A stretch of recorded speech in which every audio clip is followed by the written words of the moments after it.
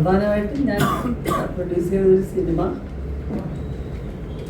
ഈയൊരു എന്താ പറയുക ഇലക്ഷനൊക്കെ നടക്കാൻ പോകുന്ന ഒരു സ്റ്റേജിൽ എത്തുന്നതായിരിക്കും കൂടുതൽ ഉചിതം എന്ന് തോന്നിയത് കൊണ്ട് നമ്മൾ ഈ ഫെബ്രുവരി വരുന്ന 27-ാം തീയതി റിലീസ് ചെയ്യുകയാണ്. L Jagadamma 7ാം class B state first എന്നാണ് സിനിമയുടെ പേര്. ആരാ? ഞാനോ? ഞാൻ അഭിനയിക്കുന്നുണ്ട് തീർച്ചയായിട്ടും. ജഗദമ്മ എന്ന് പറഞ്ഞ ക്യാരക്ടർ ഞാനാ ചെയ്യുന്നത്. പിന്നെ ഒരുപാട് ആർട്ടിസ്റ്റുകളുണ്ട് അതിനകത്ത്. മ്യൂസിക് കൈലാഷ് മേനോനാണ്, ക്യാമറ അനിൽ നായർ.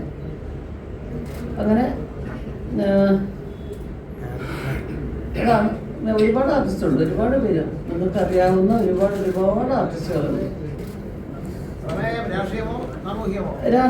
രാഷ്ട്രീയം തന്നെയാണ് അതിനെ. രാഷ്ട്രീയത്തിന് വേണ്ടി ഉള്ളൊരു സിനിമ അല്ലെങ്കിൽ പോലും ഒരു നാട്ടിൻപുറത്ത് നടക്കുന്ന കുറെ ലൈവായിട്ടുള്ള കുറെ കാര്യങ്ങൾ നിന്നും ഒരു ക്യാരക്ടർ യാദൃശ്യമായിട്ട് രാഷ്ട്രീയത്തിലേക്ക് ഒരു സ്ത്രീ എത്തപ്പെടുന്നു. അപ്പോൾ അതിനിടയിൽ അവർക്ക് പിടിച്ചു നിൽക്കാൻ പറ്റുന്നുണ്ടോ ഇല്ലയോ എന്നുള്ളിടത്താണ്. അതാണ് കഥയുടെ പ്രധാനപ്പെട്ട പ്രശ്നം. അതാണ് അവർ വന്നത് നന്നായോ ഇല്ലയോ, അങ്ങനെയുള്ളവർക്ക് ഇവിടെ നിൽക്കാൻ പറ്റുമോ എന്നൊക്കെ ഉള്ളതിൻ്റെ ഒരു മറുപടി ആയിരിക്കും. വളരെ സാധാരണക്കാർക്ക് വലിയ വിദ്യാഭ്യാസം ഇല്ലാത്ത സ്ത്രീക്ക് ഇവിടെ വന്നാൽ പെട്ടെന്ന് രാഷ്ട്രീയത്തിലേക്ക് വന്നാൽ കാര്യങ്ങളൊക്കെ വളരെ എളുപ്പമാകും എന്ന് വിചാരിച്ചിരിക്കുന്ന ഒരു സ്ത്രീക്ക് അതൊന്നും ഒരിക്കലും അത്ര എളുപ്പമല്ല എന്നുള്ള തീരുമാനത്തിലാണ് അവരെത്തുന്നത്. അതല്ല, പൊരുതി നിന്നാൽ ഇവിടെ തൻ്റെ ഇഷ്ടത്തിനുള്ള കുറച്ച് കാര്യങ്ങൾ അല്ലെങ്കിൽ താൻ വിചാരിക്കുന്ന രീതിയിൽ ഈ സമൂഹത്തിന് വേണ്ടി എന്ത് ചെയ്യണോ അതെന്നെ കൊണ്ട് ചെയ്യാൻ പറ്റും എന്നുള്ളൊരു ആത്മവിശ്വാസമാണോ എന്നൊക്കെയാണ് അതിൻ്റെ ഒരു പശ്ചാത്തലം. സംവിധാനം ശിവപ്രസാദ് എൻ്റെ ഹസ്ബൻഡാണ്. അദ്ദേഹത്തിൻ്റെ സ്ക്രീൻ പ്ലേ തന്നെയാണ്. അദ്ദേഹത്തിൻ്റെ അനുഭവത്തിൽ ഉള്ള കുറേ ക്യാരക്ടേഴ്സ് അദ്ദേഹത്തിന് നാട്ടുപുറത്തുകാരനാണ് അദ്ദേഹം. അപ്പോൾ അവിടുത്തെ പഞ്ചായത്തൊക്കെ വളരെ സ്ട്രോങ് ആണ്. പൊതുവെ നമ്മുടെ കേരളത്തിലാണ് പഞ്ചായത്തിലുള്ള ഇലക്ഷനും കാര്യങ്ങളും ഒക്കെ ഇത്രയും ശക്തമാവുന്നത്. കാരണം ഞാൻ തമിഴ്നാട്ടിലല്ലേ. അപ്പോൾ അവിടെ എനിക്കറിയാം അവിടെ അവിടത്തേക്കാളൊക്കെ വളരെ പ്രാധാന്യം എന്ന് പറയുന്നത് പിന്നെ കേരളത്തിലെ പഞ്ചായത്തിലുള്ള ഒരു ഇലക്ഷനും കാര്യങ്ങളൊക്കെ ആയിട്ട് അടുപ്പിച്ചുള്ള ഒരു ബഹളോ അത്ര വലിയ കാര്യങ്ങളോ ഒന്നും തമിഴ്നാട്ടിലൊന്നും ഞാൻ കണ്ടിട്ടില്ല. അപ്പോൾ എനിക്കത് വളരെ വ്യത്യസ്തമായിട്ട് തോന്നി ആദ്യമായിട്ട് അങ്ങനെ ഒരു സിനിമ ചെയ്യുമ്പോൾ. അപ്പം അതേ ലൈവായിട്ട് കണ്ടിട്ടുള്ള കുറേ ക്യാരക്ടേഴ്സും സംഭവങ്ങളും ഒക്കെയാണ് പ്രധാനമായിട്ട്.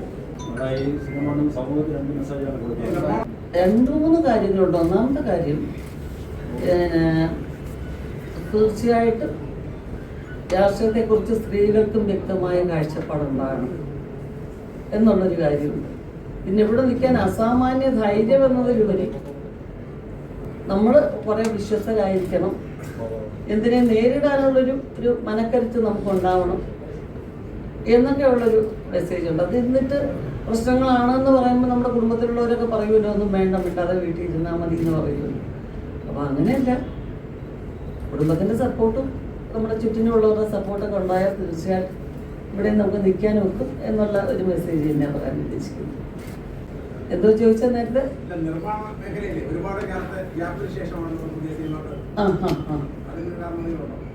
കാരണമുണ്ട്.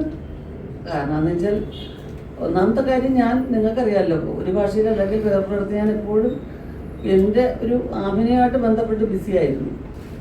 അപ്പം കുറച്ച് പൈസ മുടക്കിയിട്ട് നമ്മൾ എവിടെയെങ്കിലുമൊക്കെ പോയിട്ട് വിനോദം നടത്താനുള്ളൊരു കാര്യമല്ല നിർമ്മാണം. പിന്നെ ഇത് എന്ന് പറയുന്നത് ഞാൻ കുറച്ചൊരു 7-8 കൊല്ലമായിട്ട് ഞാൻ കേട്ടുകൊണ്ടിരിക്കുന്ന കുറേ സംഭവങ്ങളാണ് തിരക്കഥയായത്. അപ്പോൾ അതിലൊരു താല്പര്യം തോന്നി. ഞാൻ മാത്രമല്ല, പിന്നെ ഞങ്ങളുടെ കുറേ സുഹൃത്തുക്കളൊക്കെ ഈ കഥ ഇതുപോലെ അദ്ദേഹം ഹസ്ബൻഡ് ഇത് വിവരിക്കും. ഞങ്ങളുടെ നാട്ടിൽ ഇങ്ങനെ ഒരാളുണ്ടായിരുന്നു കേട്ടോ. ഇങ്ങനെ പറഞ്ഞ് വന്ന് അതിനകത്ത് കുറേ രസങ്ങളും കുറേയൊക്കെ ഗൗരവമുള്ള കാര്യങ്ങളും ഉണ്ടെന്ന് തോന്നിയപ്പോൾ എന്തുകൊണ്ടാണ് ഇതൊരു സിനിമയാക്കാൻ ശ്രമിക്കാത്തത് എന്ന് തോന്നുകയും അങ്ങനെ ആ കൂട്ടത്തിൽ നിന്നും ഒരു ക്യാരക്ടറിനെ കോൺസെൻട്രേറ്റ് ചെയ്ത് ജഗദമ്മയെ മാത്രം അതിലേക്ക് കൊണ്ടുവരികയും ചെയ്തതാണ്. അപ്പോൾ അത് പ്രൊഡ്യൂസ് ചെയ്യണമെന്ന് പറയുമ്പോൾ ഇപ്പോൾ എന്നെ അപ്രോച്ച് ചെയ്യുന്ന പല പ്രൊഡ്യൂസേഴ്സിനോടും നമുക്ക് ചോദിക്കാം. അപ്പം വിശ്വസിച്ചാൽ തീർച്ചയായിട്ടും ചെയ്യുകയും ചെയ്യും. പക്ഷെ എന്നാലും നാളെ ഒരു ചോദ്യം വരും, അത്രയും നല്ലതാണ് എന്ന് നിങ്ങൾക്ക് തോന്നിയെങ്കിൽ എന്തുകൊണ്ടാണ് നിങ്ങൾ പ്രൊഡ്യൂസ് ചെയ്യാത്തത്? എന്നൊരു ചോദ്യം വരും. ഇതിനൊക്കെ അപ്പുറത്ത് വേറൊരു കാര്യമുണ്ട്. സിനിമയല്ലാതെ മറ്റൊരു മേഖലയിലും നമുക്ക് എന്താ ഒരു ബിസിനസ് എന്നുള്ള രീതിയിൽ അല്ലെങ്കിൽ പോലും ഒരു അനുഭവം പ്രാവർത്തികമാക്കാൻ പറ്റുന്ന മറ്റൊരു മേഖലയെക്കുറിച്ച് എനിക്ക് അറിയില്ല. അത് ഞങ്ങൾക്ക് ഇവിടെ ഉള്ളൂ. അപ്പോൾ അതിവിടെ ഒന്ന് പരീക്ഷിച്ചു, അത്രേ ഉള്ളൂ. രാഷ്ട്രീയ വിമർശനമാണോ സിനിമ? അങ്ങനെ അതെ, ഈ സിനിമ അതാണ് രാഷ്ട്രീയ വിമർശനം എന്ന് പറഞ്ഞു കഴിഞ്ഞാൽ ഒരു സട്ടയർ എന്ന് വേണമെങ്കിൽ പറയാം. ഒരു പൊളിറ്റിക്കൽ സട്ടയർ തന്നെയാണ്. പക്ഷെ എന്നാൽ അത് മാത്രമല്ല, അതിനകത്ത് കുറേയൊക്കെ സത്യസന്ധമായ കാര്യങ്ങൾ, അത് ഇപ്പോൾ ലൈവായിട്ടുള്ളൊരു നമ്മൾ അങ്ങനെയൊക്കെ അനുഭവത്തിൽ നിന്നൊരു കഥ വരുമ്പോൾ തീർച്ചയായിട്ടും അതിൽ അങ്ങനെയുള്ള സീൻസ് ഒരുപാടുണ്ടാവും. അത് നമ്മൾ റിലേറ്റ് ചെയ്യും. ഈ പ്രേക്ഷകർ ഉർവശിയിൽ നിന്ന് പ്രതീക്ഷിക്കുന്ന ഒരു സിനിമ ടൈപ്പ് ഉണ്ട്, ഒരു തമാശ അല്ലെങ്കിൽ കുറച്ച് മണ്ടത്തരങ്ങളൊക്കെ പറയുന്നൊരു ക്യാരക്ടറിൻ്റെ അങ്ങനത്തെ ഒരു സിനിമയാണ്. അങ്ങനെ ഉണ്ട്, തീർച്ചയായിട്ടും ഒരു പ്രത്യേക ഘട്ടം വരെ അങ്ങനെയൊക്കെ തന്നെയാണ്. സ്വന്തമായിട്ട് പൊരുതി ജീവിക്കണം എന്നൊക്കെയുള്ള, അപ്പം അതിനുവേണ്ടി ചെറിയ ചെറിയ കള്ളത്തരങ്ങളും കാര്യങ്ങളും ഒക്കെ പറയുന്നതൊക്കെ അങ്ങനെ നമുക്ക് ഫസ്റ്റ് ഹാഫൊക്കെ നമുക്ക് അങ്ങനെയാണ് തോന്നുന്നത്. പക്ഷെ കുറേ കഴിയുന്തോറും കുറേശ്ശെ ജീവിതത്തിൽ ഇങ്ങനെ അഫക്റ്റഡ് ആവും തോറും അതിൽ നിന്ന് മാറിയിട്ട് മറ്റൊരു രീതിയിലേക്ക് പോകുന്നവരെയാണ് വരുന്നത്.